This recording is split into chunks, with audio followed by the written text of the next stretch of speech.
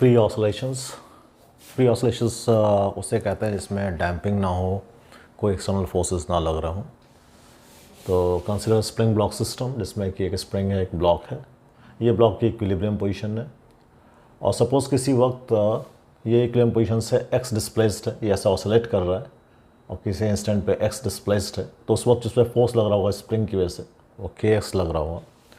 और इसके हम न्यूटन्स लॉ लिखें, this is obviously plus direction. तो इसकी न्यूटन्स लॉ ऐसे आएगी, minus k x is equal to m into a, और एक्सेलेरेशन को हम ऐसे लिख सकते हैं d2x/dt²। ये ऑब्वियसली प्लस डायरेक्शन इसलिए क्योंकि तभी हम इस x को पॉजिटिव कह पाएंगे। ओके, तो इसको रीअरेंज करेंगे तो ये इस फॉर्म में आ जाएगा, और इसको हम लोग ओमेगा 0² से डिनोट करते हैं।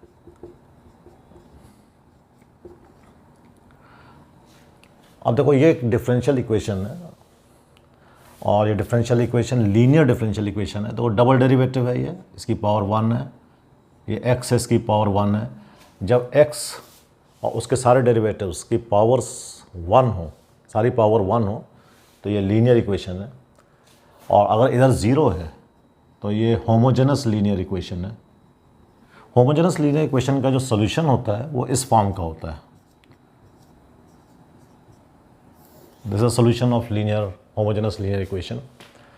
और इसमें हम अल्फ़ा देखते हैं कि अल्फ़ा क्या निकलेगा। ये कैसे देखेंगे? By putting the value of x in this equation.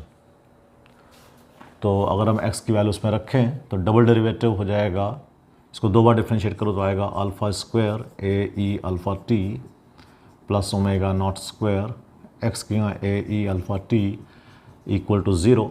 So α² plus omega naught square is 0, so alpha is plus minus i omega naught.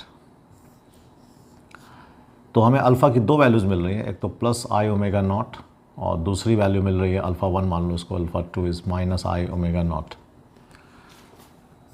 तो हमें 2 सोल्यूशन मिले, तो इसका जो कंप्लीट सोल्यूशन होगा वो हम ऐसे ले सकते हैं, x is equal to some constant a1 e⁻i omega 0t, ये वाला सोल्यूशन हुआ, प्लस दूसरा सोल्यूशन हम ऐसे ले सकते हैं a2 e⁻i ओमेगा 0t। हमें मालूम है e⁻i थीटा जो होता है वो होता है cos theta plus i sine theta. Put this value, तो ये हो जाएगा cos omega 0t plus i sine omega 0t plus a2 cos omega 0t minus i sine omega 0t। So it is cos omega 0t bracket a1 plus a2 plus i sine omega 0t a1 minus a2। Okay, now we know that x is real, x real है, तो ये हमें real भी दिख रहा है, imaginary भी दिख रहा है, तो ये इमेजनरी नहीं होना चाहिए। तो ऐसा होना चाहिए a1 माइनस a2 को ऐसा होना चाहिए कि जब वो i से मल्टीप्लाई होकर रियल हो जाए। इट मीन्स अगर मैं इसको ऐसा लिखूं कि a1 को होना चाहिए some a plus i b type, a2 को होना चाहिए a minus i b type, तो a1 प्लस a2 हो जाएगा 2a, a1 माइनस a2 हो जाएगा 2ib। अगर हम इन वैल्यूज़ को इसमें प्लग इन कर दें तो ये हमारा हो जाएगा, मैं यहाँ लिखता हूँ, तो 2a cos omega naught t x will be equal to, और a1 माइनस a2 की वैल्यू रख दें 2ib यहाँ पे, तो ये जाएगा minus 2b sign omega naught t। तो ये इस फॉर्म में आ गया x की वैल्यू। नाउ इसको हम चाहे तो इस फॉर्म में लिख सकते हैं, some a0 sign omega naught t plus 5। इस पूरे एक्सप्रेशन को हम इस फॉर्म में लिख सकते हैं, ठीक है। तो इसको इस फॉर्म में कैसे लिखते हैं, तो अगर देखो ये चीज़ मैंने यहाँ पे कॉपी की है, इसका स्क्वायर प्लस इसका square, under root this square plus this square से मल्टीप्लाई कर दिया और डिवाइड कर दिया, और एक ट्रायंगल इमेजिन किया जिसकी साइड 2a 2b है और थर्ड साइड ये वाली हो जाएगी, and suppose this angle delta, तो ये बन गया sine delta, so it is sine delta from this triangle, sine delta cos omega t minus cos delta, this is cos delta 2b over this sine omega naught t, तो ये पूरा हो गया sine delta minus omega naught t. Minus sine को बाहर निकाल सकते हैं, सो इट्स लाइक दिस, इसको रिवर्स कर दिया। माइनस साइन को अगर बाहर नहीं निकालना है, अंदर रखना है, तो एक पाई जोड़ सकते हो एंड कंपेयर दिस टू, तो ये हो गया a नॉट और ये हो गया phi, pi minus delta is phi, if you compare this to equations. तो हम x को ऐसे लिख सकते हैं, इस फॉर्म में लिख सकते थे, चाहे कॉस फॉर्म में भी लिख सकते थे, और we could have written like this a naught cos omega naught t, plus या माइनस जो भी है, प्लस करो चाहे माइनस करो, वो फाई अकॉर्डिंगली एडजस्ट हो जाएगा, जैसा भी करोगे। तो कंपेयर करोगे जब, तो वो फाई अकॉर्डिंगली एडजस्ट हो जाएगा। तो ये फाई डिफरेंट है, तो वो तो जैसा अगर मान लो कॉस फॉर्म में लिखना चाह रहे हो तो चलो कॉल इट फाई डैश, तो फाई डैश की वैल्यू कुछ और आएगी। वो अगर देखना चाहो तो कॉस फॉर्म में लिखने के लिए, तो फिर 2a को इधर ले लो, 2b को उधर ले लो, तो कॉस फॉर्म में आ जाएगा। देन इट विल बिकम, तो ये हो जाएगा cos delta cos omega t minus sine delta sine omega T, so it will B cos omega T plus delta. तो बस इसके बाद अगर कंपेयर करोगे तो यही डेल्टा फाई बन गया, फिर फाई डैश, और ये a नॉट आ गया। ओके, तो ये तो फ्री ऑसिलेशंस हुआ जिसमें कि फ्रिक्शन नहीं है और कोई बाहरी फोर्स नहीं है, स्प्रिंग ब्लॉक ऑसिलेशन हो रहा है और कोई बाहरी फोर्स नहीं है। अब अगर फ्रिक्शन है तो वो डैम्प्ड ऑसिलेशन होगा, और बाहरी फोर्स भी है तो damped oscillation with external force हो जाएगा, तो डैम्प्ड ऑसिलेशंस। और फ्रिक्शन हम मान लेते हैं कि कुछ इस तरीके का है, जैसा कि कई केसेस में पाया जाता है कि अगर बॉडी की वेलोसिटी v है तो फ्रिक्शन कई केसेस में इस स्पीड के प्रोपोर्शनल पाया गया है। जैसे कि स्टोक्स लॉ होता है 6 पाई ईटा आर वी, तो उसमें v होता है। तो कैसे कई केसेस में जो फ्रिक्शन है वो इस स्पीड के प्रोपोर्शनल होता है, तो यहाँ हम फ्रिक्शन को इस v के प्रोपोर्शनल मान ले रहे हैं।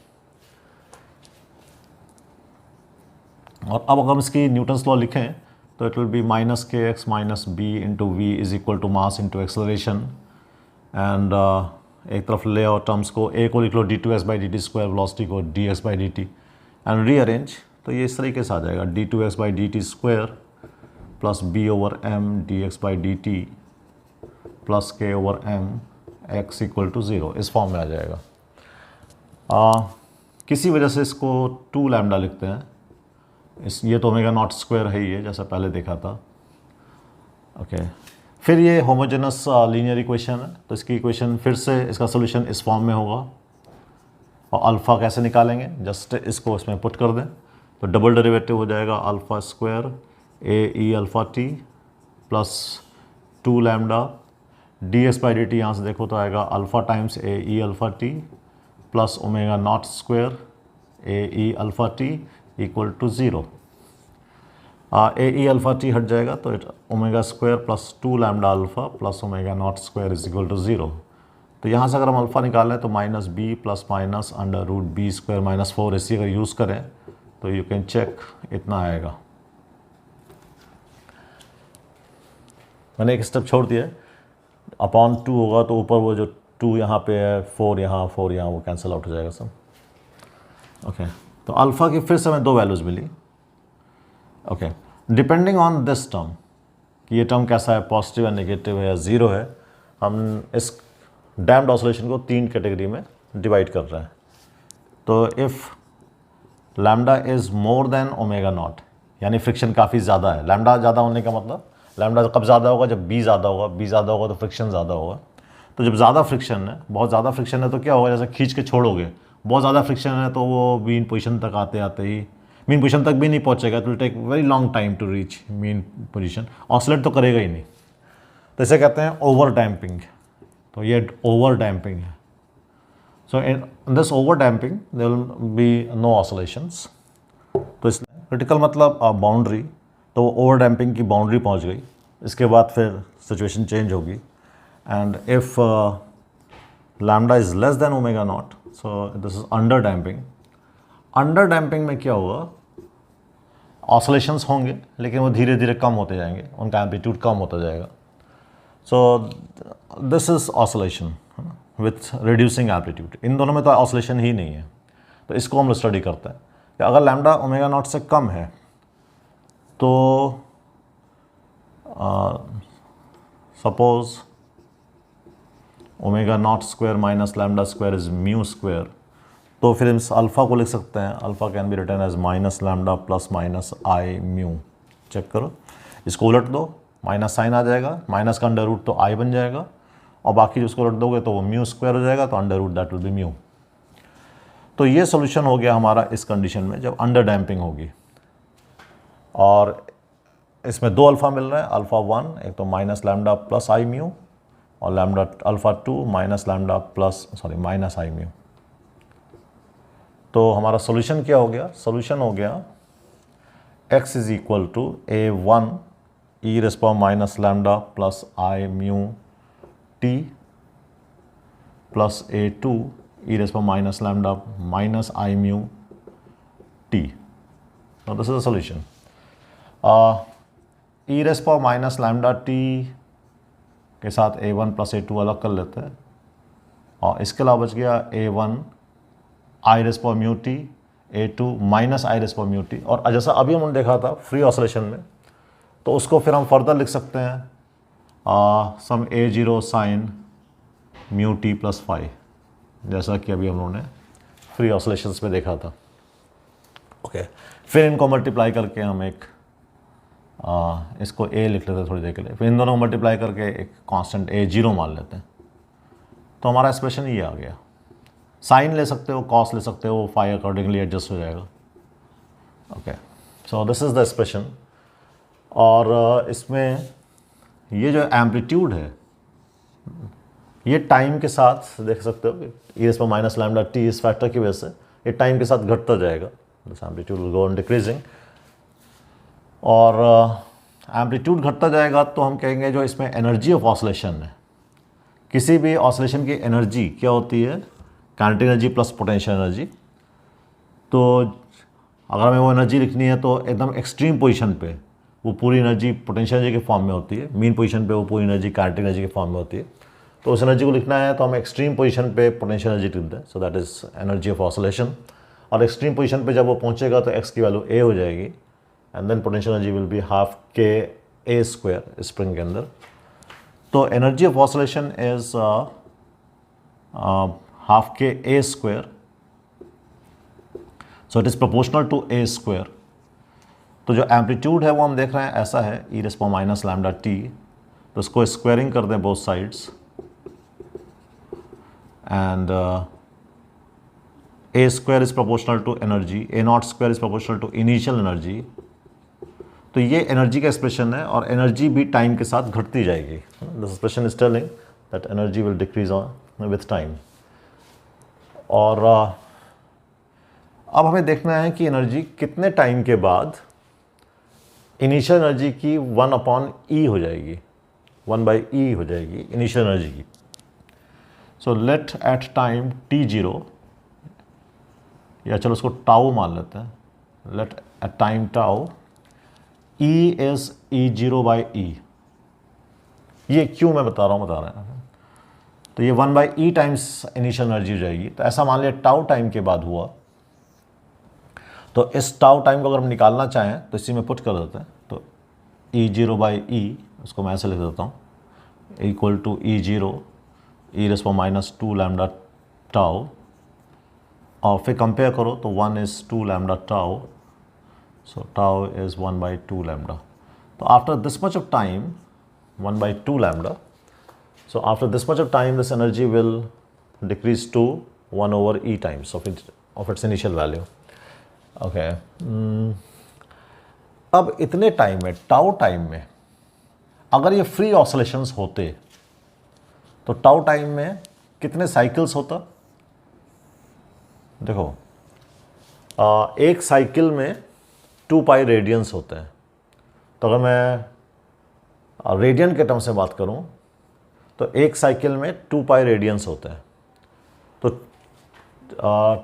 और अगर एंगुलर स्पीड है ओमेगा 0, मैं इसको फ्री ऑसिलेशन मान लूँ थोड़ी देर के लिए कि अगर ये फ्री ऑसिलेशन होता तो इसकी एंगुलर स्पीड ओमेगा 0 है, तो टाउ टाइम में कितने रेडियंस कवर करेगा?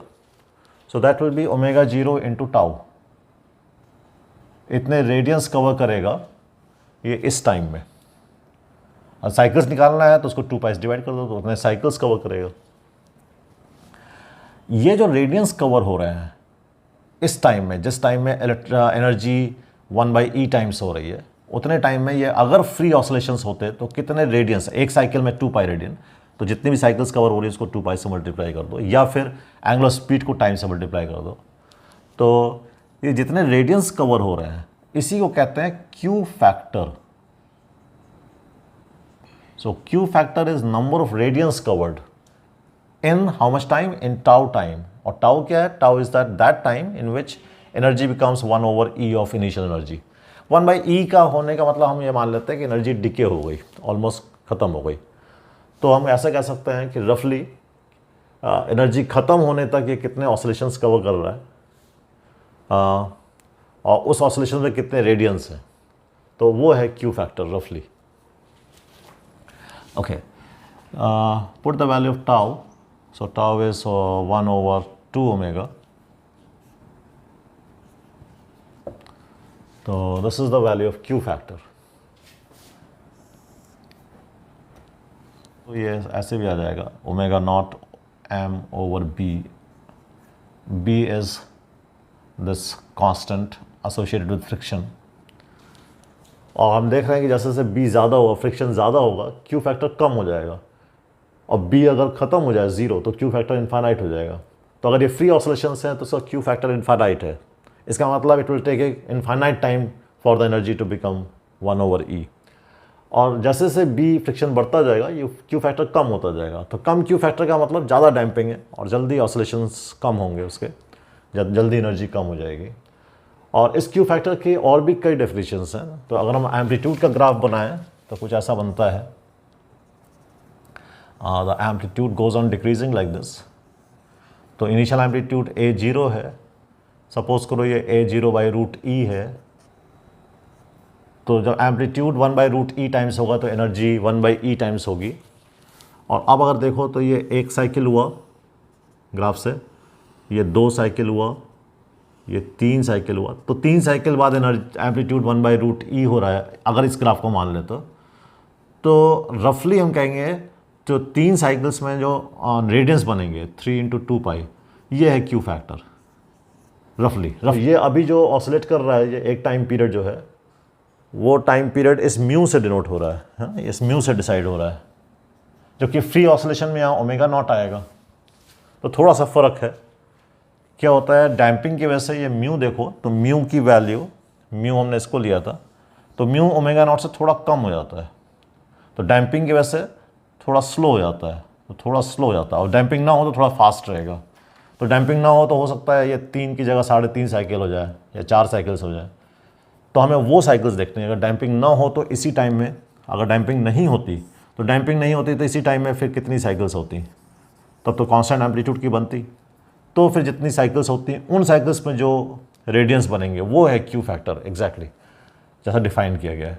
और अगर अदरवाइज हम ये मान लें कि ऑलमोस्ट म्यू और लैम्डा कम है तो म्यू और ओमेगा नॉट ऑलमोस्ट बराबर है, तो फिर हम इसी में गिन सकते हैं कितनी साइकिल्स हैं। ओके।